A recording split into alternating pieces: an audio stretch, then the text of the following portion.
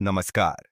आज का सत्संग एक ऐसे रहस्य पर आधारित है जिसे समझना भी कठिन है और जीवन में उतारना उससे भी अधिक महत्वपूर्ण। आज हम बात करेंगे यौन ऊर्जा के रूपांतरण की। यह एक ऐसी शक्ति है जो सृष्टि करती है, लेकिन यदि इसका रूपांतरण हो जाए तो यही शक्ति आपको ईश्वर तक पहुंचा सकती है। समस्या यह नहीं कि यह शक्ति गलत है, समस्या यह है कि इसका उपयोग कैसे किया जाए। इसे समझने वाला कोई नहीं। आज हम समझेंगे कि कैसे इस ऊर्जा को व्यर्थ होने से बचाकर ओज और समाधि में परिवर्तित किया जा सकता है। यह सत्संग केवल ज्ञान नहीं, जीवन बदलने वाली एक दिशा है। तो चलिए प्रवेश करते हैं इस गहरे रहस्य में, जहां भोग नहीं ब्रह्म है और ब्रह्म का मूल मंत्र है। ऊर्जा का रूपांतरण ही जीवन का उत्तर है। आज का सत्संग यौन ऊर्जा के परिवर्तन के संबंध में है। इंग्लिश भाषा में mystery of sexual energy transformation, ये बड़ा ही गहरा विषय है, बड़ा ही आंतरिक विषय है। व्यक्ति इसके बारे में समाज में चर्चा नहीं करते। इसकी चर्चा बहुत ही अकेलेपन में की जाती है।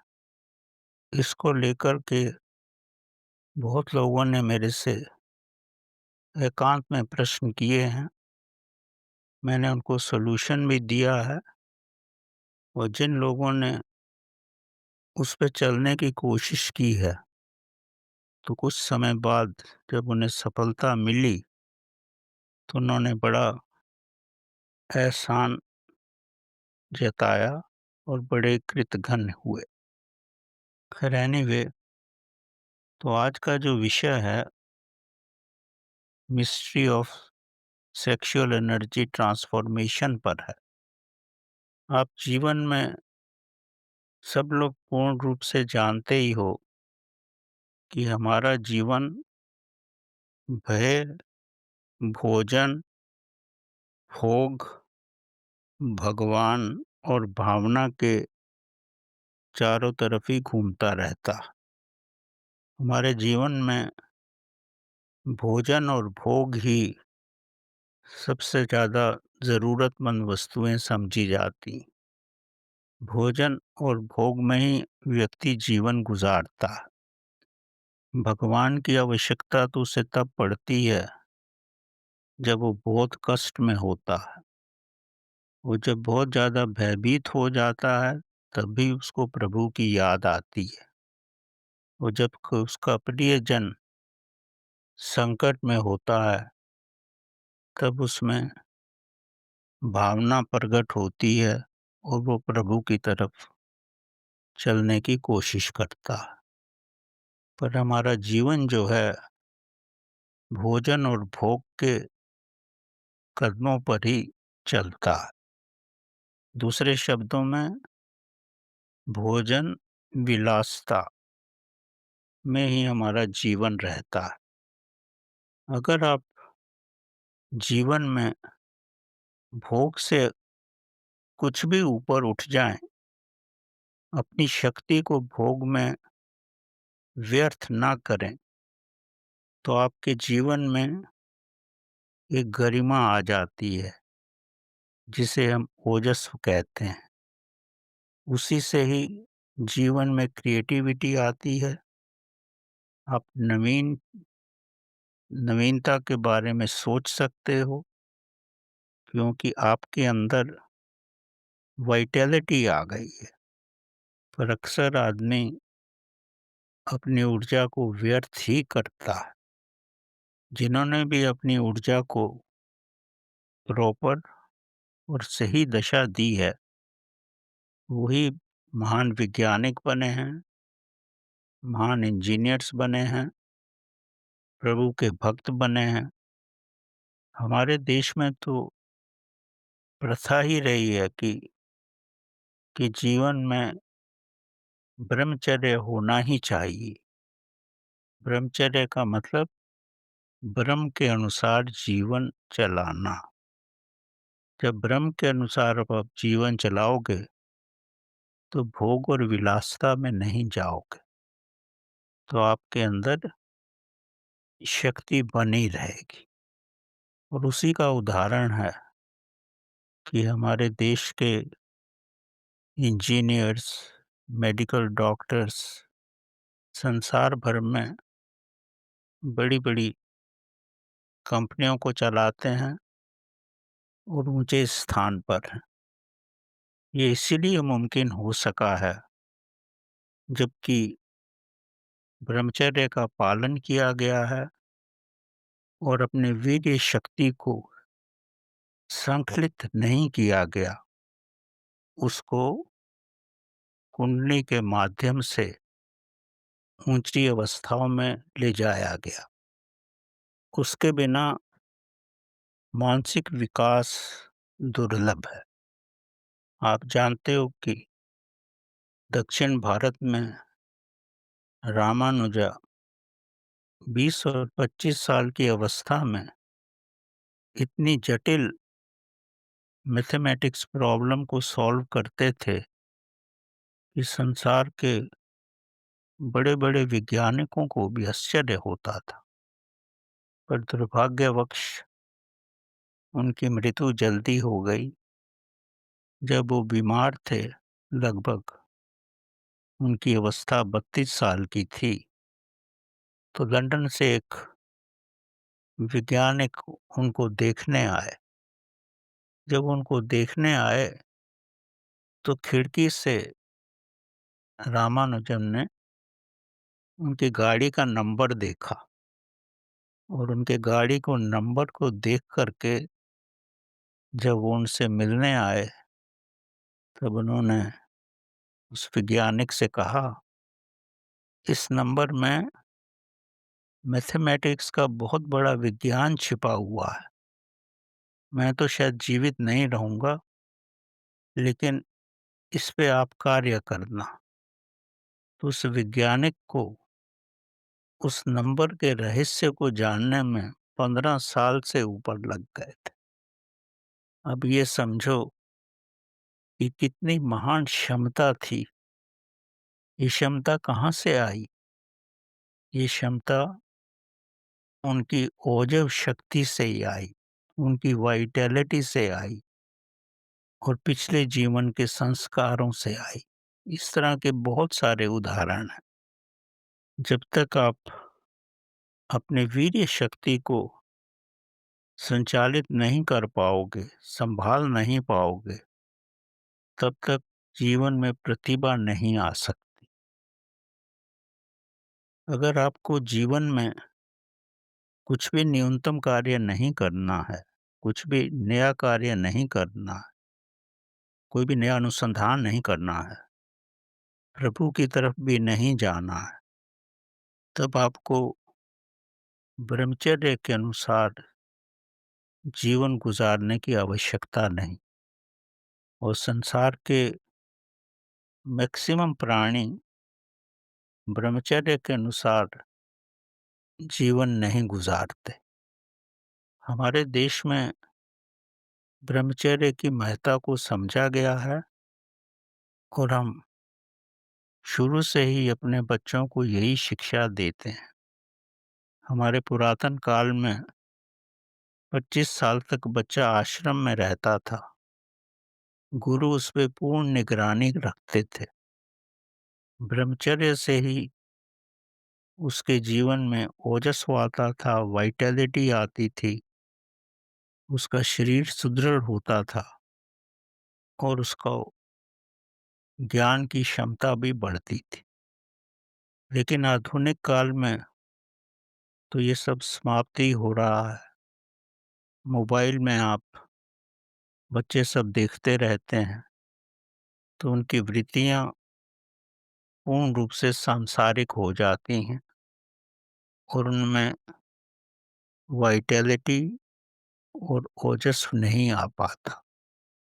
अब सबसे पहले तो ये समझो कि जो भी हम भोजन करते हैं, तो भोजन से को पचाने में हमारी शरीर की शक्ति लगती है और पचाने के बाद जो ऊर्जा मिलती है, उस ऊर्जा से हमारा व्यवसाय चलता है, हमारा शरीर चलता है, हमारी बुद्धि चलती है, हमारा मन चलता है और जो ऊर्जा बच जाती है, वो ऊर्जा ही भोग की ऊर्जा में परिणित होती है।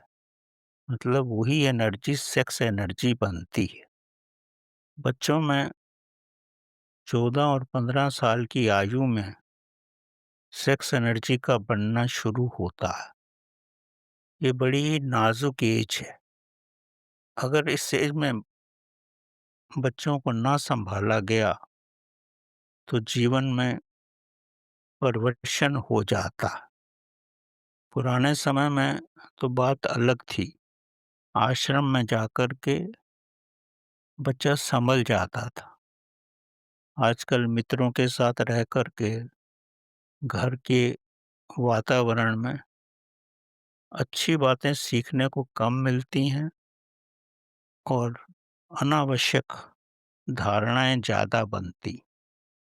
तो अगर आप अपने बच्चों को अच्छे रास्ते पे लाना चाहते हो, ब्रह्मचर्य के रास्ते पे लाना चाहते हो, तो 14 और 15 साल के बच्चों पर आप भोजन का नियंत्रण नहीं लगा सकते क्योंकि उनके शरीर को भोजन की ज़रूरत है। अगर आप परिश्रम करो, तो बच्चों पे इतना ध्यान दो कि इस उम्र में बच्चे ज़्यादा से ज़्यादा भौतिक व्यायाम करें, खेलें-कूदें ताकि भोजन से जो उन्हें शक्ति मिलती है, वो उनकी पौष्टिकता में परिवर्तित हो और जब वो थक कर आ जाएँगे, तो थोड़ा बहुत पढ़ने के बाद वो सो जाएँगे। अगर उनको भौतिक व्यायाम में आप नहीं लगाओगे, तो वो दिन भर मोबाइल ही देखते रहेंगे और हर तरह की प्रवृत्तियाँ उनमें आ जाएँगी। तो आजकल जो माँ-बाप ये नहीं कर पाते, तो शु शु तो आने वाले समय में वो बड़ी कठिनाई महसूस करेंगे कि बच्चा गलत रास्ते पे चलने लगा है। तो आधुनिक काल में अगर आपके पास धन है, तो उसको खेलने-कूदने में लगाओ, अगर आपके पास धन नहीं है, तो उसको समय दे कर के उसको भगाओ। भगाने से भी उसके अंदर मसल्स मजबूत होंगे और धन ना रहने पर भी आपका बच्चा सुदृढ़ होगा। ये सब आपको ही करना है, चाहे बच्चा है या बच्ची है। ये 14 से 18 साल का जो समय है, वो बड़ा ही नाज़ुक समय होता है। इसमें सेक्सुअल एनर्जी बढ़ती है और कामुकता की प्रेरणा भी बहुत मिलती है। तो अगर ये शक्ति जो भोजन से मिलती है, वो शरीर बनाने में प्रयोग हो जाए, तो इस अवस्था में उसको समय ही नहीं मिलेगा कि वो मोबाइल देखने में अपना समय गुज़ारे। फिर दूसरा अगर उसकी प्रवृत्ति है पढ़ने-लिखने में या आर्ट में, तो वहाँ भी उसको लगाओ ताकि वो हमेशा ही बिज़ी रहे। उसके जीवन का एक लक्ष्य हो, ये सब आप ही पैदा कर सकते हो और उनके पुराने जीवन पर भी है कि पिछले जन्म में वो कैसा था, ये तो आप कोशिश ही कर सकते हो और सक्सेस मिलना ना मिलना वो तो प्रभु के आशीर्वाद पर ही है। तो अगर वो उसको डायरेक्शन ठीक मिल जाती है, तो उसकी एनर्जी जो है वो संकलित नहीं होगी, वो क्रिएटिव वर्क में यूज़ होगी और उसका मानसिक विकास होगा। इसके साथ ही बच्चे को ध्यान करना सिखाओ, जितनी उसकी अवस्था है। अगर वो 5 साल का है, तो 5 मिनट शांत बैठना सिखाओ, 10 साल है तो 10 मिनट शांत बैठे। तो इसी तरह वो जब 20-25 साल का हो जाएगा, तो उसको शांत बैठना आ जाएगा। शांत बैठेगा, तो बैठने में ही उसका ध्यान अपने अंदर जाएगा और आहिस्ता-आहिस्ता ध्यान से उसकी एनर्जी जो है, पॉज़िटिव डायरेक्शन में फ्लो करेगी। एनर्जी को जमा नहीं किया जा सकता। जो एनर्जी बनती है, या तो वो निकल जाएगी, या उसको मसल्स में ट्रांसफ़र करोगे, या उसको ध्यान शक्ति में लगाओ। धन की तरह आप एनर्जी को जमा नहीं कर सकते। भोजन से जो एनर्जी मिलती है, उसको प्रतिदिन उसका प्रयोग होना बड़ा आवश्यक है। या वो कार्य में प्रयोग हो, या किसी नवीन कार्य में उसका प्रयोग हो, क्रिएटिव वर्क में प्रयोग हो, पढ़ाई-लिखाई में हो, या ध्यान की पद्धति में हो। और जैसे ही बच्चा 23-24 साल का हो जाएगा, तो उसको डायरेक्शन मिल जाती है, तो उसमें बुद्धि विकास होने लगता है। तब आपके वश में नहीं रहता, जिस भी रास्ते पे उसको चलना है, वो चलेगा। अगर बचपन से उसको अच्छा रास्ता मिल गया है, तो ये संभावना बहुत कम होगी कि वो किसी भी अनुचित मार्ग पे चल सके। तो बच्चों के प्रति तो मैं इतना ही कहूँगा, वो जो वयस्क हैं, उनको भी ये उनके लिए भी ये समस्या विभिन्न प्रकार से आती है, और उसके भी बहुत सारे रास्ते हैं। सबसे पहले तो ये समझो कि इस शक्ति को वश में करना बड़ा कठिन होता है, क्योंकि अगर आपने भोजन ज़्यादा किया, उस शक्ति को कहीं पचा नहीं सके, कहीं इस्तेमाल नहीं कर सके, तो वो शक्ति संकलित हो जाती है। आपके विचारों पर भी उसका असर होता है, आपके कार्य पर भी असर होता है, कैसे लोगों से मिलते हैं उस पे असर होता है, क्या देखते हैं, क्या पढ़ते हैं, सबका प्रभाव पड़ता। ये इतना सुलभ मार्ग नहीं है। जो हमारे बड़े-बड़े ऋषि या महान लोग भी हुए हैं, वो भी अपनी इस शक्ति को जीवन में नहीं सँभाल सके। अहिल्या जो है, गौतम महर्षि की पत्नी, अपने समय में बहुत सुंदर होती थी, और इंद्र भगवान उस पे मोहित हो गए। अब इंद्र कितनी महान शक्ति है, कितनी उर्वशियाँ उसके महल में नृत्य करती हैं, पर फिर भी वो गौतम का रूप धारण करके अहिल्या के साथ उसको गलत रास्ते पे ले गए। ये मैथुन की शक्ति इतनी प्रबल है, आप किसी भी अवस्था में हैं, किसी भी पोज़ीशन में हैं, आपको अपने पद से गिरा सकती है। आपको पौराणिक कथा पता है, ब्रह्मा जी की, उनकी पुत्री सरस्वती महासुंदर बच्ची थी। ब्रह्मा जी अपनी पुत्री पर ही इतने प्रभावित हो गए, और उनसे संबंध स्थापित करने की कोशिश करने लगे। सरस्वती गाय बनी, तो ये बैल बन गए, वो घोड़ी बनी तो ये घोड़ा बन गए। तो जितनी भी रास्ते वो अपना सकते थे, उन्होंने अपनी पुत्री को भ्रमित करने के लिए अपनाए।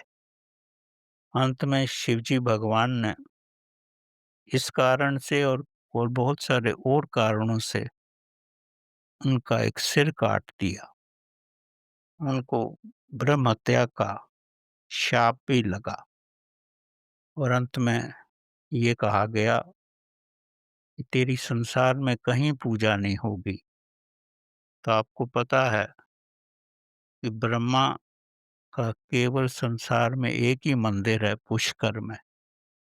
तो अगर आप भोग और विलासिता की दशा में आओगे, तो ना तो अपनी पुत्री को आप शुद्ध निगाहों से देख पाओगे, ना अपनी माँ-बहन को ही पवित्र नज़रों से देख पाओगे। तो इस भोग विलासिता में महान शक्ति होती है, इसको वश में रखना बड़ा कठिन है। आपको शायद पता नहीं है कि आज भी हमारे संसार में जो स्त्रियाँ मर जाती हैं, उनके शवों को गाड़ा जाता है, तो व्यक्ति उन शवों को निकाल कर भी संभोग करते हैं। ये संभोग की ऊर्जा इतनी अधिक है कि व्यक्ति इसको कंट्रोल नहीं कर सकता और इस शक्ति से ही वैज्ञानिक भी बनते हैं और इस शक्ति से आप नया जीवन भी देते हैं। आपके घर में बच्चों का जन्म भी इसी शक्ति से होता है।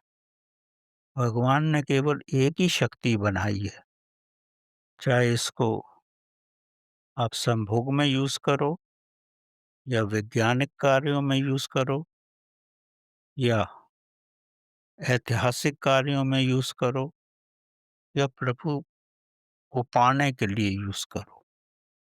केवल इस शक्ति का ट्रांसफ़ॉर्मेशन ही सबसे ज़्यादा इम्पोर्टेंट है। जितना इसको ट्रांसफ़ॉर्म करोगे, उतना ही आप जीवन में आगे बढ़ सकते हो। अन्यथा आप गलत रास्तों पे ही चलते रहोगे। अब प्रश्न ये उठता है कि कैसे इस शक्ति को दिशा दी जाए? मैंने पिछले सत्संग में भी आपको बताया था, एक राजा के 100 पुत्र थे, कई रानियाँ थीं। जब यमराज उनको लेने आए, तो उन्होंने यही बोला कि मैंने अभी तक अपनी वासनाओं को अपने वश में नहीं किया है। तो अपने एक-एक पुत्र को खो करके उनको 1000 साल भी मिल गए, तब भी अपने उन वासनाओं पे विजय नहीं प्राप्त कर सके। तो अंत में उनकी यही समझ में आया, क्योंकि हमारे शरीर का एक-एक कोशिका जो है, वो कामुकता से ही बनी है। तो काम पे हम विजय नहीं प्राप्त कर सकते। काम पे विजय तभी प्राप्त होती है, जब आप जागरूक अवस्था में काम में उतरो। तो उनके जीवन का सबसे बड़ा आदर्श 1000 साल के बाद रहा कि अगर कामुकता पे विजय प्राप्त करनी है, तो अपने स्वयं को जागरूक अवस्था में रखो। जागरूक अवस्था में रखोगे, तो आप भोग में उतर ही नहीं पाओगे। अगर भोग में उतरोगे, तो भोग के बाद आपको कष्ट लगेगा कि मैंने जीवन की शक्ति को व्यर्थ कर दिया। व्यक्ति के एक बूंद वीर्य से उसमें इतने शुक्राणु होते हैं कि एक बूंद वीर्य से कम 5000 बच्चों का जन्म हो सकता है। ये इतनी महाशक्ति है और इसको व्यर्थ करने का मकसद यही है कि अपने आप अपने हीरों को और सोने के पत्थरों जैसे कि समुद्र में डाल रहे हो। इस एनर्जी को व्यर्थ करना ना ही सबसे भी मूर्खता है। अब प्रश्न ये है कि इस एनर्जी का ट्रांसफॉर्मेशन कैसे हो? आप शंकर भगवान की मूर्ति को देखते हैं, शंकर भगवान हमेशा ध्यान की अवस्था में रहते हैं, जबकि नंदी उनके द्वार पे रहता है, जो कि काम की मूर्ति है। अगर आपको अपनी कामुकता को वश में करना है, तो आपको जीवन में ध्यान की पद्धति पे आना पड़ेगा। ध्यान की पद्धति पे आकर ही आपकी जो शक्ति है, कामुक शक्ति जो मूलाधारा चक्र में है, वो धीरे-धीरे ऊपर आना शुरू होती है। अब इसके पीछे विज्ञान क्या है, ये समझने की कोशिश करो। विज्ञान ने आजकल पूर्ण रूप से स्थापित कर दिया है कि इस संसार में जो भी पदार्थ हम देखते हैं, वो सब विद्युत की शक्ति ही है। वो एक शक्ति का एक फ्रोज़न रूप है। पदार्थ भी शक्ति है और विद्युत की धारा भी एक शक्ति है। तो विद्युत की धारा पदार्थ में परिवर्तित हो जाती है। वो पदार्थ भी भिन्न-भिन्न विधियों से विद्युत धारा में परिवर्तित किया जाता। आपने अनुभव किया होगा, जैसे ही आपके मन में कोई भोग का विचार भी आता है, तो आपकी शक्ति जो है मूलाधारा में आ जाती है। जो वयस्क हैं वो इसको भली-भांति समझते हैं। तो विचार मात्र से, विचार मतलब एक विद्युत धारा की मात्र से ये शक्ति मूलाधारा में आती है और फिर आपको प्रेरित करती है कि काम में उतरा जाए। अगर इस अवस्था में आप स्वयं को ध्यान की पद्धति में ला सको, शुरू में बड़ा कठिन होगा, लेकिन बाद में जैसे ही ध्यान की पद्धति में आप लाओगे, तो वो जो वीर्य रूप में आपकी शक्ति है, वो परिणित हो जाएगी बिजली की धारा में। क्योंकि वीर्य तो एक द्रव है, वो तो मस्तिष्क में नहीं जा सकता, लेकिन उससे जो शक्ति परिणित होगी धारा के रूप में, वो आपके मस्तिष्क में जाकर के आपको विश्राम देगी। कभी भी आप काम में उत्तेजित होते हो, तो उस समय ध्यान की अवस्था में चले जाओ, तो थोड़ी देर में, आधे घंटे में, 20 मिनट में, 45 मिनट्स में ये शक्ति ध्यान की शक्ति में रूपांतरण हो जाएगी। ये वास्तविक में तंत्र की पद्धति है। जितने भी तांत्रिक व्यक्ति होते हैं, वो अपनी भोग की इच्छा को ध्यान में परिवर्तित करते हैं और इसीलिए वो प्रभु तक बहुत जल्दी पहुंच जाते हैं। तंत्र में नर के साथ एक मादा हो तो अच्छा है, तो आप बहुत जल्दी ध्यान की अवस्था में पहुंच जाओगे और आपकी शक्ति का ट्रांसफॉर्मेशन हो जाएगा। लेकिन आज के समय में ये मुमकिन नहीं है। आपको तांत्रिक महिलाएं नहीं मिलेंगी। इसका साधारण विधि यही होती है, जब भी आपकी मन में कामुकता आए, तो उससे लड़ो मत। उसको गहराई से देखो, ऑब्जर्व करो, निश्चल होकर के। तो ये शक्ति धीरे-धीरे रूपांतरण होने लगेगी। आपको महसूस होगा कि मूलाधारा से ये ऊपर आ रही है। अगर इसको आप शक्ति को तांत्रिक रूप में रूपांतरण करना चाहते हो, तो वो भी आप कर सकते हो। लेकिन उसमें संकल्प की ज़रूरत है और आपकी दृढ़ता की आवश्यकता है। आप कोई भी अगर एरोटिक पिक्चर्स देख रहे हो या इस तरह की मूवी देख रहे हो, तो आप में भावना पैदा होगी। संसार की के मोस्टली लोग यही करते हैं, लेकिन अगर आप भी इस अवस्था में हो, तो आप बड़ा पॉजिटिव कार्य कर सकते हो। जैसे ही इस तरह की कोई पिक्चर देखते हो या इस तरह के कोई सीन देखते हो, तो जितना आपने देख लिया है, उस समय बंद कर दो और आपको महसूस होगा कि आपकी शक्ति नीचे उतर रही है। उतरने का भी एक क्रिटिकल पॉइंट होता है। अगर उससे नीचे उतर जाएगी, तो वो संकलित हो जाएगी। उसको उस अवस्था में मत आने दो, क्योंकि मूलाधारा में भी डिस्टेंस होता है।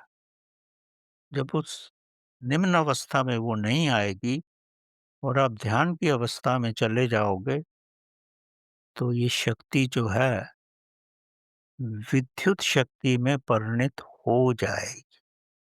और जैसे ये विद्युत शक्ति में परिणत होगी, तो आपको ध्यान की बड़ी गहरी अवस्था आ जाएगी। अब भीष्म पितामह जो थे, वो ब्रह्मचारी थे। उन्होंने इस शक्ति को इसी माध्यम से विद्युत शक्ति में परिणत किया और उनका वीर्य पूर्ण रूप से सूख गया था। शिवजी भगवान भी इस साधना में रह करके उनकी कभी ये अवस्था आई ही नहीं कि उनका वीर्य संकलित हुआ हो। वो पार्वती के साथ कई दिनों तक रहते थे, पर वो समाधि की अवस्था में ही रहते थे। तो यही पद्धति है, आप समाधि की अवस्था में चले जाओ, तो इस शक्ति का ट्रांसफॉर्मेशन हो जाता है। आप कृष्ण भगवान को, जैसा कि आप पूर्ण रूप से जानते हैं, 16,000 स्त्रियां उनके संबंध में थी। उनके साथ उन्होंने जीवन भी गुजारा है, पर ध्यान की अवस्था में ही रहते थे और उस ध्यान की अवस्था में कभी भी उन्होंने अपनी शक्ति का एक बूंद भी संकलित नहीं होने दिया। तो यही एक पद्धति है। तांत्रिक भी यही इस्तेमाल करते हैं, भीष्म पितामह ने भी यही किया, शिवजी भगवान भी इसी अवस्था में रहते थे, लॉर्ड कृष्णा भी ध्यान की अवस्था में ही थे, ताकि इस शक्ति का रूपांतरण हो सके। अगर इसका रूपांतरण आप नहीं करोगे, तो ये शक्ति बहती ही रहेगी और अपने अंदर आप महान अवस्था नहीं ला पाओगे। और प्रभु ने ये शक्ति इसीलिए दी है कि ताकि इसका रूपांतरण करके आप इसको ओजस शक्ति में परिणत कर लो, ध्यान की अवस्था में जाओ और जैसे ही ध्यान की अवस्था में जाओगे, तो आपको महसूस होगा ये शक्ति सर्प के माध्यम से, जैसे सर्प ऊपर चलता है, तो वैसे ये शक्ति धीरे-धीरे स्वादि स्थान से मणिपुर होते हुए अनाहता में और विशुद्धि चक्र में आकर के आपके सहस्रारा में रुक जाएगी। आप अपने अंदर शून्यता महसूस करोगे।